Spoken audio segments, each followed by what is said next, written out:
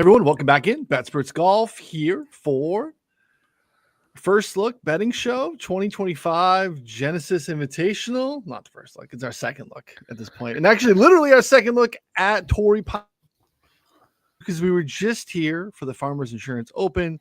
Sadly, due to the wildfires and all that's gone on there in Southern California, we do not get our lovely trip around Riviera this year, but people, you did freeze a little. You're fine now. When that was going on, the Palisades wildfires, and rumors were they're going to move it. Or the first was we might have to move this. Second was somebody says they're probably moving it, and then third was people guessing, and people had the most asinine guesses. They were just like, "Oh, put up at Banded Dunes. Oh, put it in this fun track here, and like random tracks in California, or anywhere in the West." Like, do you remember when we had a President's Cup at Quail Hollow? They couldn't even have Wells Fargo there that year, because it takes so much time to set up a tournament. Like go look how long it takes to set up the freaking bleachers on 16. Yeah. They spend like 9 months out of the year putting that up and down essentially at TPC Scottsdale. Like, you have to have so much infrastructure in place to host a tournament. Essentially, it had to be at a West Coast track that it was already hosting a tournament at some point this year. There was probably only 3 or 4 choices. I wondered about, 2 weeks in a row in the desert, because that would have been easier. But I think this is the best choice of the West Coast swing ones. This is a major golf tournament, or a major golf course. Like, we've had 2 recent major renovations to this. After each one, they've held a U.S. Open here, and it's awesome. It's on the just the visuals are great. So I'm happy with this. Hopefully everything gets rebuilt and the Palisades are in good shape this time next year. We can see Riviera again, because I love Riviera. But this is I think this is a good choice for a relocation for sure. And it's going to be fun, because I don't know, in my head, this is just a major. If they do make this tougher and it's wet and it's playing like 8,000 yards and we have everybody here but Xander and some of the live guys, I mean, this is just like the first major. It's like 3/4 of a major. Essentially, this is the players early. Yeah. No, it's a good call. I mean, obviously, we like you said, they're probably going to try to put a little bit of flair on it to make it play a little bit different. Everyone at the top of the board felt like they bailed out the last time we were here. So this is a track that we don't get to see a lot of the guys come to anymore. It's not necessarily a Scotty track. Rory's not here all the time. So getting these guys on this course is definitely a good test. I'll be interested to see what they do to spruce it up a little bit to make it play even harder. You did mention weather maybe playing a little softer than it did a couple weeks ago, because it was pretty soft a few years ago and then a little bit more firm and fast this year. But we could get some like Wednesday, Thursday rain, which definitely could impact this playing out of the rough when it's wet. A place where rollout doesn't happen very much. If you're getting soft fairways here, where distance matters, distance maybe matters even more here this week. So definitely interested to see how that plays. But yeah, I'm with you. Like, we need this, right? We need this at the turn as we get on the other side of football. This is why Pebble was really nice, for golf to kind of build a little bit of momentum into the major season.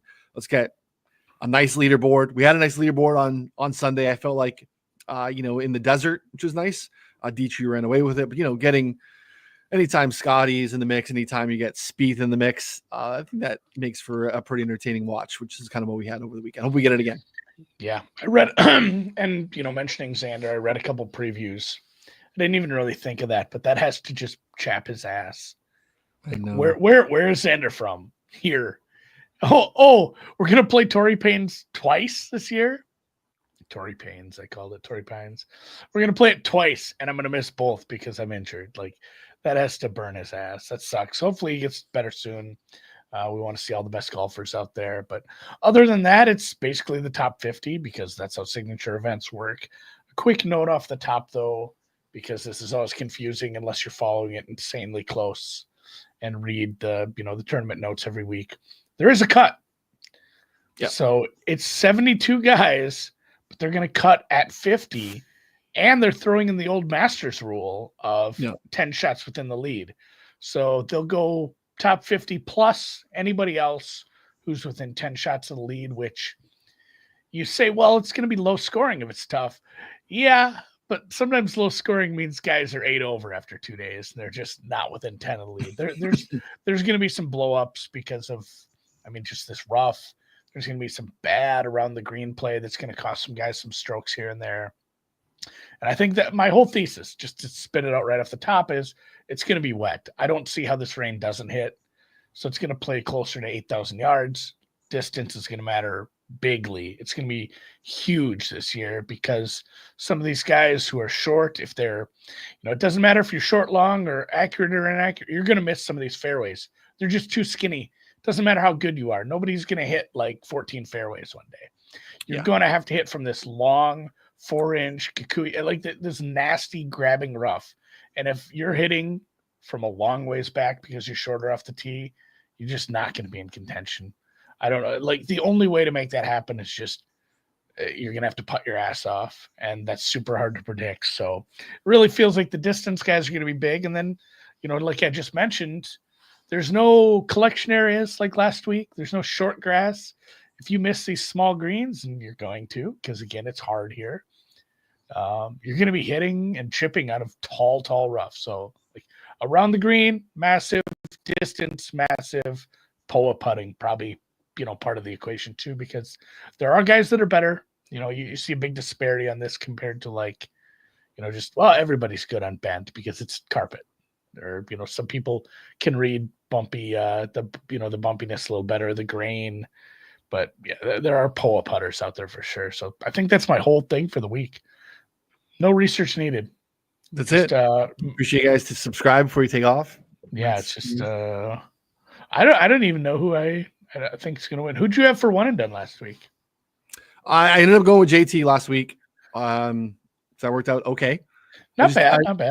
Yeah, as I mapped it out, I had a hard time figuring out if there was a layup spot for JT. I didn't necessarily see one. Right? It doesn't mean that weren't going to be fits for him, but I just felt like it was a spot to use him. Felt like it was a good fit for him, good history, and obviously he finished strong, and that helped quite a bit. So, looking a pretty good start. Obviously, getting Henley the week before on sub 1%, and him finishing near the top was really, really helpful. Who did you end up going with?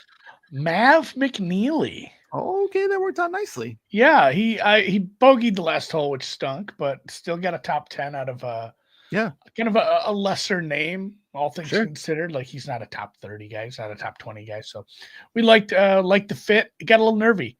He was not playing well on Saturday. He was outside the cut line to start, basically through 27 holes. Had a really nice second 9 on Saturday, and then kind of went from there. So it was nice. I don't know where I'm starting this week. Obviously, just quick one and done quarter.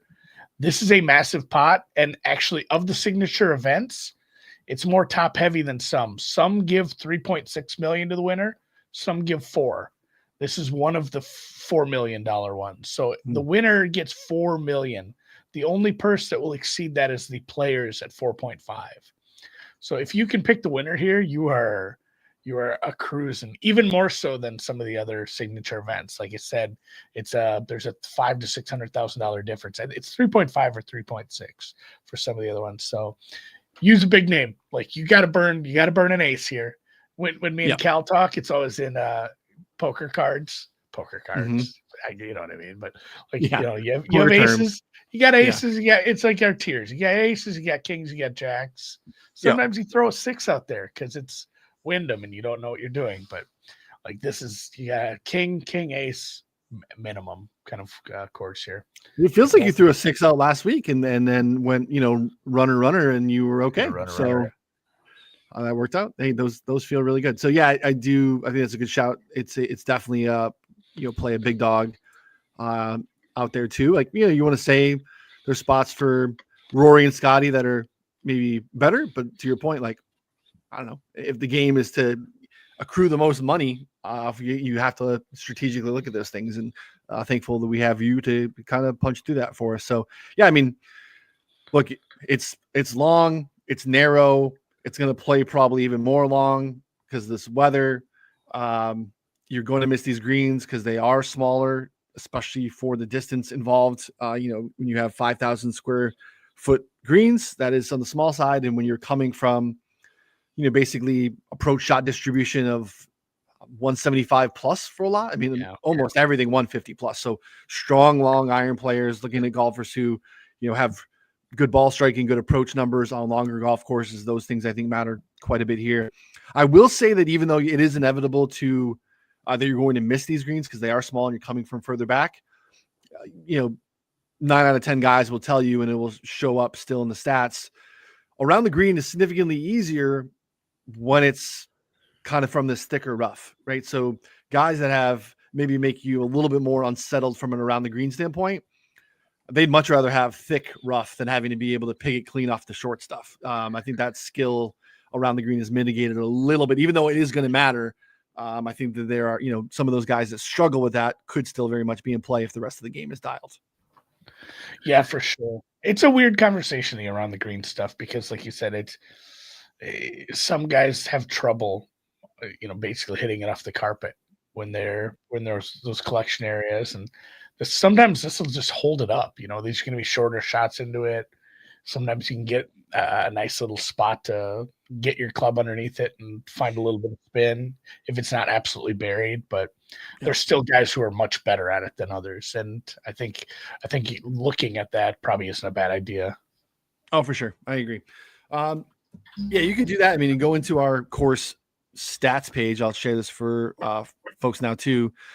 And this is currently updated too. So we have the information from a couple of weeks ago when we went through this. But again, this is a great just start to your rabbit hole, modeling process to get an understanding of, some of the details in here. You can expand this. It defaults to looking much shorter, but you click see more, you can get all the, different information here.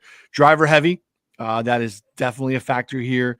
You can see, hitting the fairways is happening in a, around 50% clip. So everyone's playing from the rough. How can you handle that? You can see the putting, to Andy's point earlier. Poa, very specific Poa late in the afternoon too, when he gets stomped on a little bit and get a little bit gnarly and grabby. We're not messing around with the North course here because we are only with 72 guys. We don't have to split them up. So I don't think you're going to see, you don't have to worry about that compared to the last time we were here. But you can see here, 3 putts happen more, putting from within 15 feet, outside of 15 feet, all of that significantly more difficult than a tour average event. I think some comp courses here, but you can see some scrambling stuff. Again, scrambling, tying in some of the putting difficulties, but you can see proximity to the hole, definitely outside a tour average event. We'll kick back to the off the tee stuff where you can see the driver usage, roughly 12% above a PGA Tour average event. Like, you have to get it down there this week. Every 4, every 5 is driver. I mean, there's almost no exception here. And, we talk about if anyone's kind of not understanding the weather aspect of that, just if the fairway is hard and dry, it's closer to concrete. I mean, just think about how far your ball would go on concrete. I mean, it's just going to grab and it's not going to roll out. It's going to land harder on the grass when it's wet, when the turf is wet, and you're just not going to get that rollout.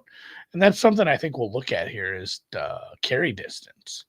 That's a fun one we have in the rabbit hole where you can look at just, who is, and I think it is one where you do have to look at 2 stats and make some comparisons because who has, maybe lower ball flight and more rollout or more, more top spin. Everybody hits their drives a little differently. And some people have lower ball flight and more top spin and more rollout, and people who get more carry off the tee, they're probably going to have a better, obviously just guys like Rory just hit it a fucking mile. So, I mean, there's some guys it doesn't matter. They're going to hit it a country mile and it's going to go, but it's definitely something worth looking at. It plays itself out right here, right? And we look at 2024's Farmers Insurance Open, it was wet. So you see driver usage was up, average driving distance was basically right on tour average. But look, drives that went 320 plus, less than 4% in that wet Farmers Insurance Open. This past Farmers Insurance Open, firm and fast. And you see drives 320 plus, up to 15%. So significantly above where we've seen the 5-year rolling average for Torrey South. I think we're going to see something that, again, you could say the caliber of golfer here, distance maybe a little bit better across the board for some of these guys. But I think it is definitely more in line with the 2024 stuff than what we just saw here a couple weeks ago, because you're going to have, especially early in the week, Thursday, Friday in particular, it looks like that's going to be softer because of the rain. So, carry distance, to your point, something that we have unique here on the rabbit hole for you to mess around with. And you look here at approach shot distribution too. You just, for the most part, not a lot of stuff that's real short. Again, you do have some layups on the par fives, but the just higher range of shots are coming from 150, 175 and beyond, higher from 200 plus, all that stuff that you can get really in the weeds with that we have that you won't be able to find anywhere else. You can just see here, 3% higher from 200 plus than a typical tour average. And that's about a quarter of the shot. So that matters quite a bit. Yeah. And that's the other thing too. You talked about, my mind went there when you talk about the par fives, you have the layups, because you're not getting there in 2 for the most part. Yeah. And especially in this weather. Par is good. If you read the quotes, I love Ron's preview, but I read 2 or 3 every week. I like the lines, Hasselbar. I like Bamford's, even though his is so low. I mean, there's just so many stats in there. I don't know if he types those out every week or what is going on, but I mean, those are massive tomes. But I like he has the quotes at the end. Yep. I read all of those. I enjoy those. And I mean, so many different spots I've read those and other places that had quotes. Everybody's like, yeah, pars are good here. Like sometimes you just got to grind. Sometimes you just got to scramble. Sometimes you just got to find your way out of trouble. Like everyone's saying the same thing. There are so many spots here where it's not about scoring. It's about not losing strokes to the field. And, that is essentially even some of the fives, like you saw what the par 5 scoring was in comparison to an average, an average field or an average tour event. Everything is more difficult here. And, bogey avoidance, 3-putt avoidance, some of that stuff. Maybe that comes down to the pull putting again, because I mean, even a couple of years back, I mean, who was it that won this 2 years ago? I mean, there's people that miss 3 and 4 footers all the time. Oh yeah. I mean, there's just no gimmies here, and bogey avoidance is massive because you just kind of have to tread water until you find an opportunity. Yeah, if you look at the putting range made section here, just a couple weeks ago, about 5.5% less from 3 to 5 than the tour average. I mean, that's a pretty sizable jump of things that you would consider. You might even give your buddy and tell them to pick it up. There's definitely none of that here for sure. Everything is being put out, and guys struggle with it relative to a standard tour event. So yeah, Harris English won at 8 under.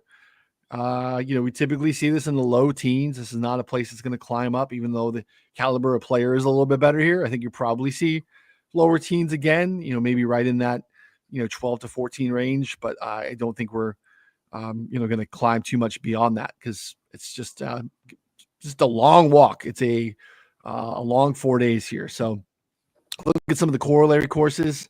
Some names should jump out to you here when we think about guys who have played really well on these golf courses. Muirfield Village, Riviera, which makes sense. Augusta National, Quail Hollow, Oak Hill, which is, just hosted PGA a couple years ago. Bethpage, Olympia Fields, we just hosted the BMW a couple years ago. Harding Park and Bay Hill. So there's definitely a few names that come racing to the top of my mind when we read those golf courses. Who won at Harding Park? Harding Park was that Morikawa? Morikawa. Yep. Bay Hill, we've seen, Scotty a few times. Yeah. Rory's played well. Hovland won Olympia Fields. Hovland had a top 5 at Oak Hill. We know Quail is Rory's backyard. Muirfields, Colin and Scotty basically down to the wire last year. Rory's won there. Hovland's played well there. There's just a bunch of common names that play pretty well at these corollary courses. So, all right, let's model. Let's build some stuff. When are you gonna start? Have you built a model yet? Have you done anything? I do have a light one. Okay. I'm gonna obviously redo something after we talk, and You know what I'm gonna do? I did some research last night, but not as much as I like to on a Monday. Like I said, I read some previews this morning as I was moving through my day. I like to look into the page you were just on, the course page, to see what matters outside of the stuff that I already have jotted down. Wasn't a ton of differing opinions there from what I already have written down, but I mean, Yeah. it's a long one. If you want to look at off the tee or driving distance, carry distance, I think that's probably a good place to start. Why don't we cheat? Why don't we look at what we built 2 weeks ago? We can look at, yeah, it's funny too, because we probably just said, hey, we can't model for both courses. Let's just look at let's just put together a South course one. Yeah, you just do a South course. I mean, that's always what it was. So, yeah, I don't even know if we have it here. I mean, I know I have it here. You have to go into all of your, because you don't Yeah. have it saved as a go-to. Not currently saved. Yeah, so let's go. This is our Torrey South. This is just me. This is our Tuesday show. Just cheating. Yeah, let's see what we did. Let's see what came out. Let's make sure we get the right field. All right. Street cheating. We can break it down. We went strokes gained total, difficult scoring conditions over the last 2 years. So we went difficult, very difficult scoring conditions. That makes sense. Rasmus, not a big sample. We don't, most of the Rasmus playing overseas. That'll change. Scotty, Rory, Decky, Cantley, Hovland, Russ, Tommy, Ludwig, Morikawa, and Wyndham Clark. That makes sense. We also have ball striking here, very long golf courses. Some similar names. Nothing real surprising. Scotty, Rory, Corey Connors, Hovland again, Gary Woodland popping out there. Colin Morikawa, Tony Finau, Decky, Ludwig, Lucas Glover. Lucas might struggle a little bit with the distance here this week too. Let's see. Approach. We went small greens, long rough. Just what we have here. Scotty at the top again. Again, smaller sample for some of these guys are not qualifying, which makes sense. Scotty, Tony, Rory, Connors, Hovland, Harmon, Hoagie, Lowry, Tom, Kim, Sepp, Straka. I don't hate anything there that we did so far. We did have carry distance. What did we go off the tee, driver heavy or something? Yeah, we went driver heavy. I mean, I think we did some pretty good work here, if we're being honest. Honestly, this probably wins the event if we just go by this. Yeah, I mean, scrambling rough. I mean, I probably do. What I did in mine is I did around the green proximity from the rough and from like a long rough. Because scrambling, obviously, we're tying in, but that gives us basically 3 putting stats here with I think baseline putting and then polo putting. Yeah, we did fast greens. Okay, yeah, these are fast as well, and polo. Okay, yeah, I think we did good work here, Andy. It's like we knew what we were doing. So, just overall, who's our first ranked guy? I think it was Roars. Let me see. I mean, you down so bad if Roy's on top. Oh man. Yeah, I mean, I definitely see him winning multiple events and just none of them being majors, because that's funny to me. But God, he was playing so well the other week. He's playing as well, probably better than Scotty. Scotty off the layoff with the hand injury. It's funny how it's like, oh, Scotty's not playing all that well because he's not top 5ing. He's just like top 10ing. Or, when he makes a run into the weekend, he's had a couple bad holes. Otherwise, he's essentially just right there. Yeah. Obviously, hard to hate on Scotty. Hovland's an interesting one with all the changes he's gone through early in the season. Obviously, this is bigger samples we're looking at. If you want to look at probably some smaller sample size before you decide on Victor, he's a little further down the board. Most places have it, Scotty, Rory, and then Colin is your third. He's 4th in our model. Yep. Colin's a tough one to figure, but I think he's played well enough this year to obviously consider him. I don't know if I'm betting him at 14-1, but he's kind of shortlisted for One and Done. I think he's a nice use here, and I'd rather use Scotty and Rory at majors or the Players or another one of the big ones. I love Rory at Quail, love Scotty at Sawgrass. Hovland, I'm not sure where he fits in, but then the fifth name is the interesting one, Luda. And I don't know if I'm qualified to talk about this. Are you healed? Are you healed from the wounds of Pebble Beach? See, so part of me in my head, because I used him at Pebble, he was dead fucking last, and then he withdrew. I used him in One and Done, so I burnt an ace in the worst spot. We didn't even get a dime out of him in a no-cut event. So in my head, he has to do bad here. I have to root against him. So many people were going to use him. They said it like, oh man, if he wasn't sick, he would have won Farmers. So everyone's like, well, we're going to just bet him now that they're playing Torrey. And so like, he has to do poorly. For me. So I have to actively root against him. So that probably means he wins. Okay. But I mean, you saw what his skill set did in round one. I believe he played the South Course first. No, he played the North Course. No, he did play the North Course. Okay. Yep. So he demolished that. Then he started to get a little sicker. But just based on what he does, long, straight, and, good enough around the green, good hands. Like, he fits very well here, and that makes sense. So his odds are obviously not too far off. And then you get into kind of your second tier there of Cantlay, Fleetwood, or you'll have to scroll down a little here. You could do it two ways, and I think it's interesting. Right? I understand where you're at emotionally. We could just hedge and bet him and outright, so that you recover a little bit if he burns you. You can't put the toothpaste back in the tube from a one and done standpoint, but I don't know.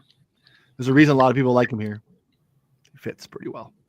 Yeah, I feel like you're right. I probably just do have to bet him because it's going to hurt so bad to watch him win this one. And if he wins and you've none of it because you were, sour. Hate watching, yeah, then it's like, man, it's. But I like him so much too. I don't want to hate watch him. I want to hate watch Rory. Correct, I know, and that's probably going to be hard as is. Like, you can't be, you get a Ludwig Rory, back nine battle on Sunday, and it's going to be tough. You're going to be mad. I don't know. The last time Rory was in contention for like a big trophy, did he miss any short putts? We talk about this place being a tough one to miss, make five putters. Here's the thing. That will so well nourish my soul if we get a repeat of the Bryson win. Oh my gosh. That chip out of the sand, though. My God. What a crazy ending. I mean, it was a great event. So much pain if you had Rory or if you cheered for him. But the fact that you still needed 95th percentile shot out of the sand to not go to a playoff, wasn't it? If he two-putted, we were still looking at a playoff, I believe. Correct. Rory played so well on Sunday. I hate that for him that people are gonna remember two shots. It was two putts. Yeah. The other 60 some shots were pretty good. So well. Pinehurst totally. I mean, and I'm so excited that we have Pinehurst now. It's like basically every 5 years because it was a great major. But yeah, Rory's gonna be tough to beat. Scotty, we don't see here often, but there's no course fit that's just poor for his game, and I think we'll continue to see him round into form for sure. Because again, a little bit of a back nine collapse on Sunday, but it was very much in contention with his B game all week in the desert, which is why he's terrifying, because just it burns so many edges on Thursday or Friday and Saturday in particular, and just couldn't get anything to drop. But and then kind of fell apart, water balls and stuff like that. But still very much in the mix. There's some other interesting names as you get down here. With distance mattering a ton, if we just kind of go over to carry distance, we can kind of filter out some guys, because I do think it's going to matter, even more than maybe we have Wade in this current model, considering the conditions that we're probably looking at here. So tough draw for my guy, Russell Henley. And he's playing so well. And I think his game has definitely elevated over the last couple of years. Like, he's a guy that should be in contention here, but I think the weather is going to cuck him, and it's just not going to go well. Look, I mean, he had a top 4 finish at Augusta a couple of years ago, which definitely is another spot you would not think is a Russell Henley track, although it's, very much ball striking prevalent.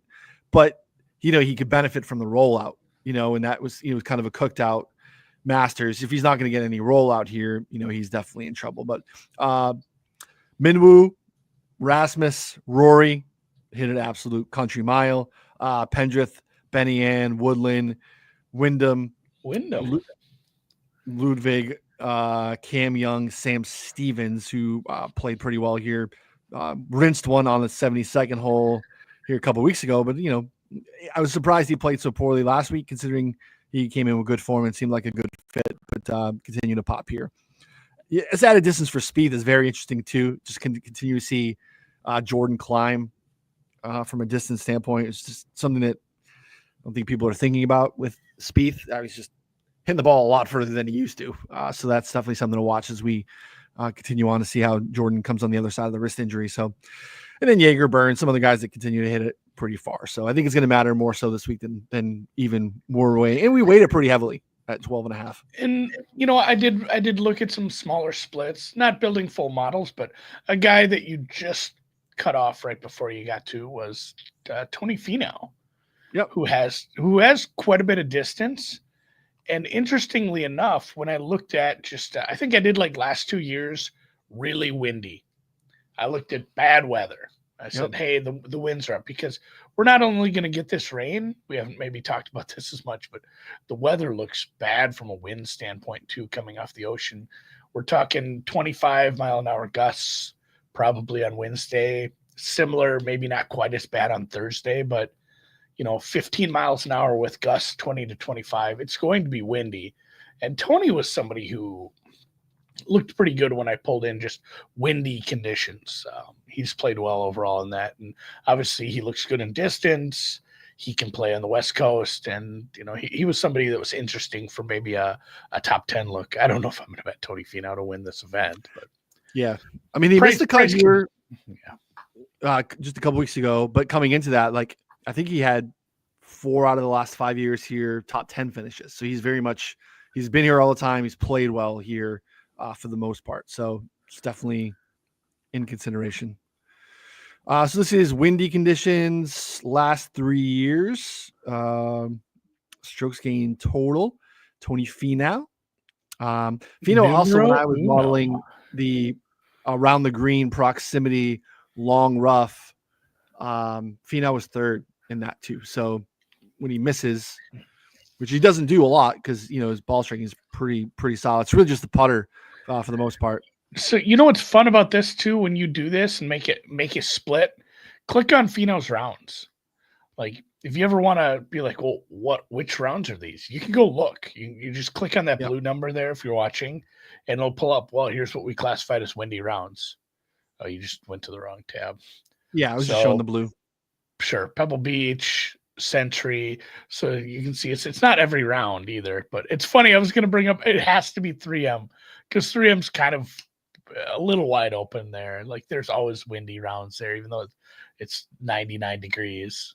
U.S. Open last year, a couple rounds of the Travelers, Memorial. So I mean, you throw in some stuff like the Century and the 3M, but there's the Travelers, the Memorial, the U.S. Open. There's some tougher tracks in here as well. And that's just kind of what I want. That's what I wanted to get at. It's not. It's kind of a mishmatch, but it's not a bunch of easy rounds where it's just or easy courses where it happened to be windy that day. So yeah, Houston. I mean, Houston played tough last year. This is, 9.5 strokes in the second round. I mean, I know he was very much in the mix at the very end of that event, but this is a fantastic round in the wind. I mean, Tony gaining almost 4 strokes putting anytime is just absolutely wild to see. So I'll take that. Yeah. Hard to hate Tony. Same with you, like going to the window to win, tricky. He's 40 or so. It's not an awful price. Don't hate it, but from a finishing position standpoint, or maybe some matchups, because I think this win stuff is interesting. Let's see if there's any sizable gaps between guys here. See where this pokes out. And this is windy. This is looking at gusts of 19 plus. So Tony, Scotty, Rory, Sanjay, looking good. Seabez, Ludwig, Colin, Akshay, Burns, Cantley, Fleetwood, they're all performing pretty well over a decent size sample of winning conditions over the last 3 years. So good call up. Yeah, I think we did a good job with our little model here. Yeah, I think it's hard to get too wild with long shots here unless they do meet like 2 of the 3 of the big criteria. Like, hey, is this guy a bomber who hits POA well and maybe just the rest of his game isn't there? He has a shot to compete then. Yeah. Like, a good POA putter, long driver, maybe everything else is kind of shitty. You can just have a good irons day sometimes. You can have a good putting day. You can have a good around the green day. I just don't know that guys who are short off the tee that don't putt well are going to be worth looking at all. Yeah, so obviously, if you're doing DFS, you have to find some guys that are just going to make it through the easy to make cut. Essentially, we should probably only have about 15 to 20 guys cut, but you still got to make it through in probably top 30. Your poor carry distance, poor POA putters. Matthew Fitzpatrick, Brian Harmon, JT Poston, Aaron Rye, Lucas Glover, kind of your guys that jump out there. That combination of seem to be below average from a POA putting standpoint, and same thing on the wrong side of it from a carry distance standpoint. So some 72 got to cross some guys off too, right? Your good POA putters, Matthew Pavon, Max Homa, unbettable, just absolutely brutal to watch right now, and it's tough. I mean, yeah, it's just all not good. And it's crazy how many good golfers go through this stuff. Like, yeah. You used JT last week. JT is in contention to win an event, a big event this year. He's playing well enough. And it was like a year and a half ago, in the middle of the summer, he had to play extra events that he would never play to try to make the playoffs because he was playing so poorly. Yeah. Like, obviously, Spieth had a long stretch of it. Like, really good golfers have shit like this happen to them all the time. And Mav, I'm not going to try to catch the falling knife just because it's West Coast POA. And This is a spot he likes because he's not playing well enough to even consider right now. He's not. It's not at all. Eckroat, Harris English. Harry English. Yep. Denny, again, great baseline putting. Thigala, Akshay, Novak, Sanjay, Sam Stevens. So shout out to Novak, who is one of us kicking around in here and hanging out in the rabbit hole, which is cool to see. So yeah, I mean, these are your good POA putters. Eckroat, not necessarily good on fast greens, but you see Harris English good on fast greens and POA, which is part of why that worked out for him a couple weeks ago. Denny the same. So kind of a combination of those two is what we're looking at here. Same thing with Thomas Dietrich, who I was on here just a couple weeks ago, and finally put it together. So this is looking at these things in conjunction with each other is, I think, a good way to go about it. Yeah, for sure. Have you bet anyone? I didn't catch the first look because I never do. I'm busy on Mondays. That's fair. We talk on Tuesdays, so no need for you to watch the Monday show. I've bet 4 guys. I guess I would say 2 almost strictly number plays, which I guess they would constitute as bombs based on the price. But I bet Luda at 25. Yeah. Tried to wait, but thought maybe get bigger. I thought I was going to get smaller, so 25 on Luda. I was going to be in on Hovland when I modeled earlier in the weekend. I was thinking Hovland maybe 40. I get it. He's one of my guys. I'll bet my losers. But 60 on Hovland, I mean, it's long. It's just long for the guy who's just 60. Yeah, 55 still out there too.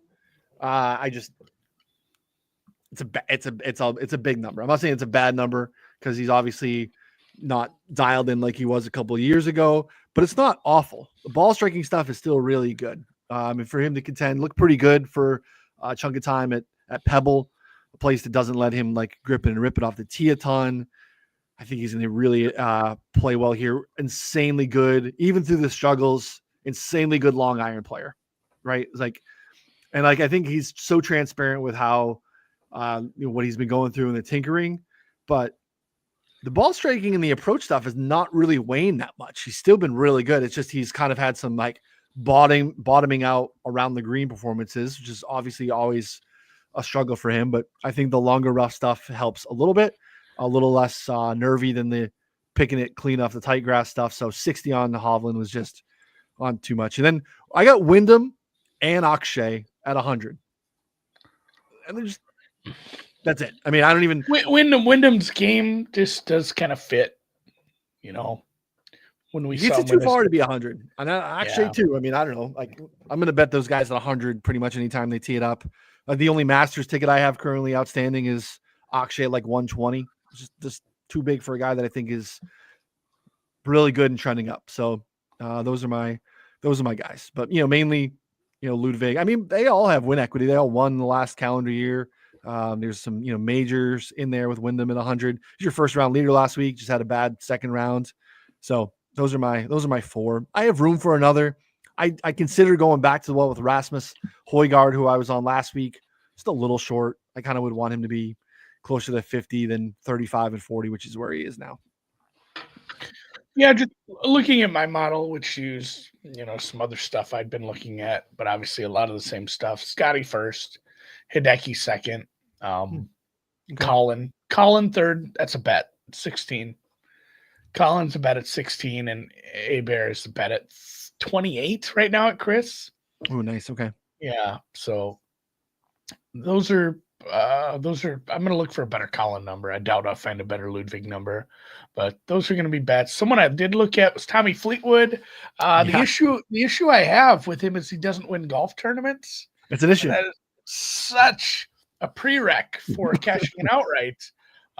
He looks so good otherwise, and his number is far too short for a guy with the win equity that he has. 30 to 1 is rough.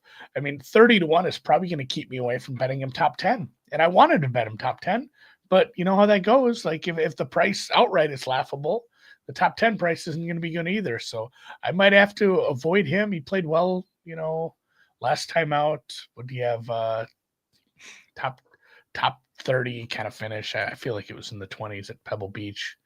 T22 at Pebble Beach, but yeah, I don't know if I can bet him at that price. Some other guys model, obviously Rory is right there at 5th, and then Russell Henley, which again he models well. He's accurate off the tee, but just I don't think I can get with a non-distance guy here. Same thing with Glover. He's in my top 10. Finau is very tempting. He has win equity. He's the guy who wins tournaments. He's up there with Hovland too. He's 55-60.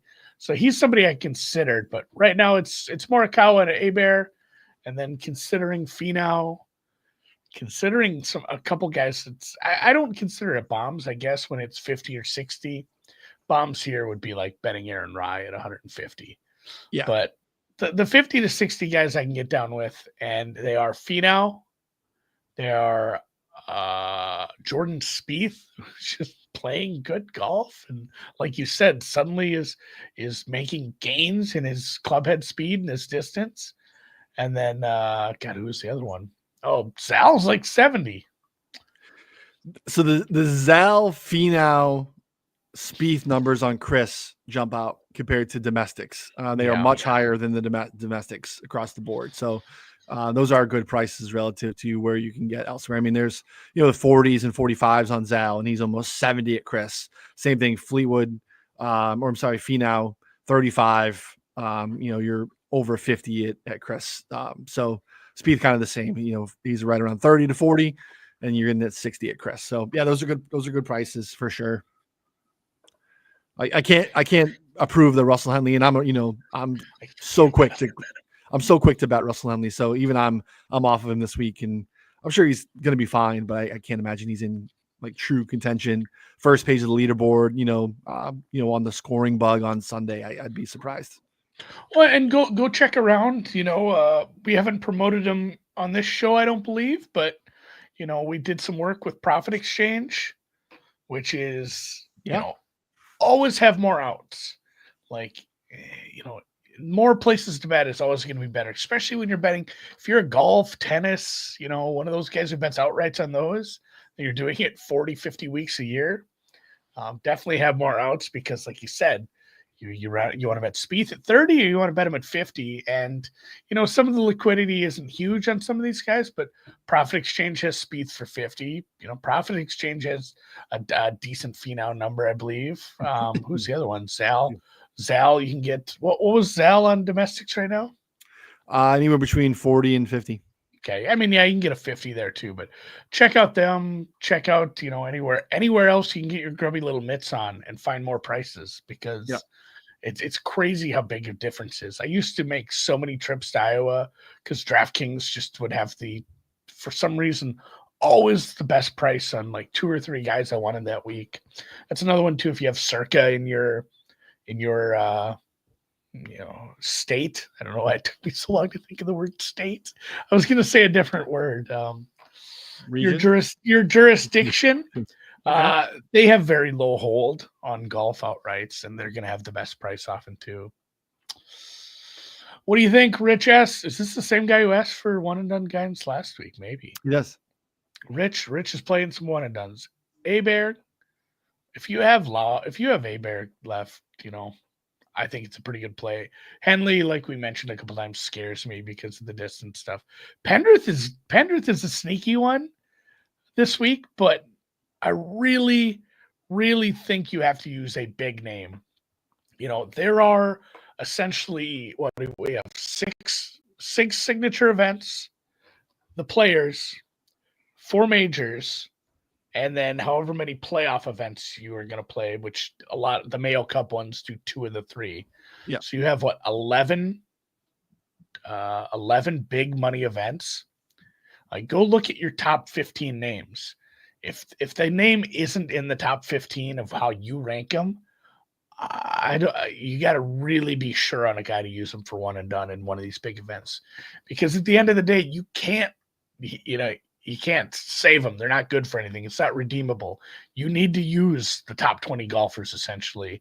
Yeah. And, when I say top 15, you might be using some, live guys at those, It depends how your list is. Are you putting the live guys in there as well? So, it probably has to be a pretty big name here. Like, I get down with Bear or Lowry, and Lowry just because, the old Dirty Irishman in the rain, maybe that plays well, but he modeled out well enough for me as well. I think I have him not too far off the top 10.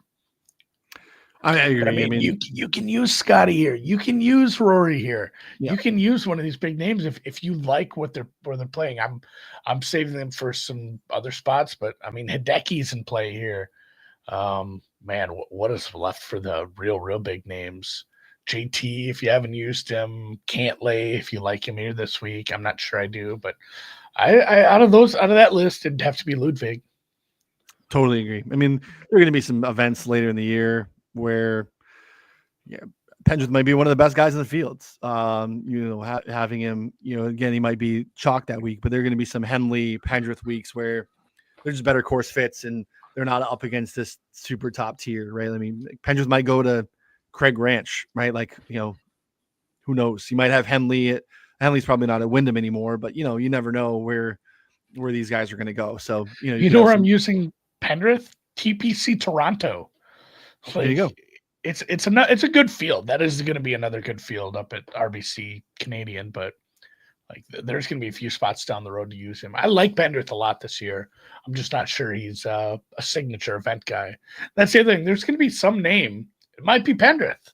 Maybe you're ahead of the curve. There's going to be some name who January 1st, when I make my list, he's not a top 15 golfer, but I get to the final 2 majors, the final signature event and the playoffs, and like, man, this guy's playing so good right now. Like, he's a big name. So that's what I'm saying. You have to use your big names because there's going to be someone who's going to wedge themselves in that conversation later.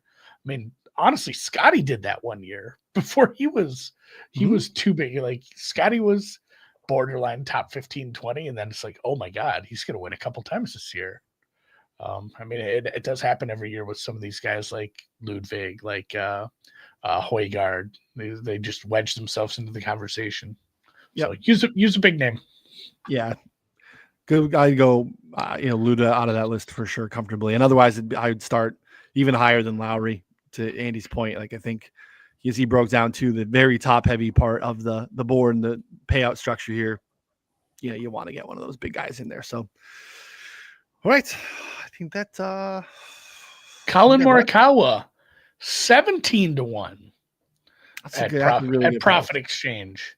Okay. Not a ton of liquidity. I can get $119 on it, but still, it's the best price in the market. Same thing with Scotty. Somebody's betting Scotty no there because you can get $520 on Scotty, which I believe is a pretty decent price compared to some of the market makers. Yeah, I don't think there is anything on Scotty domestics are basically Chris is 5.25. Yeah. Yeah. Chris by far the best. Rivers 450 is the best in market currently. So yeah, check it out. Like Andy said, you should have as many outs as absolutely possible, especially in Monday mornings. There's a lot of variance between different books all the time. I mean, Wyndham was 100 on FanDuel, and he's like 66 on. It's a legal book now. Yeah, they're in Arizona. What is a bookmaker? Oh, look at that. They got licensed to be onshore in Arizona, which is huge. Yeah. Of all the gray area offshores, like that's probably top of the list of that'd be awful cool if I could legally bet there and not have to worry about some of the cease and desist stuff that has come around on like Bovada and things like that. So get your outs, find your best price, have some fun. Yep. Anything else for the people? I think you're good. No, try out Betsperts Golf if you want to play around with the the player pages, the tournament pages, the other stuff. Literally anything. Make some models. Get in the Discord. Compare your models with other guys. Talk to us. Ask questions. Enjoy the golf and hit us up. We'll have some. Honestly, if you want to get a discount, DM either of us on Twitter. I'll give you a discount code. If you want to try it out, say, hey, I'm waffling. I use something else. Maybe I want to try it for a week or something. I'll give you like a free week. I'll give you a discount month. Hit me up in the DMs, guys. So we'll catch you next week for Mexico. You boys like Mexico? Not a bad event.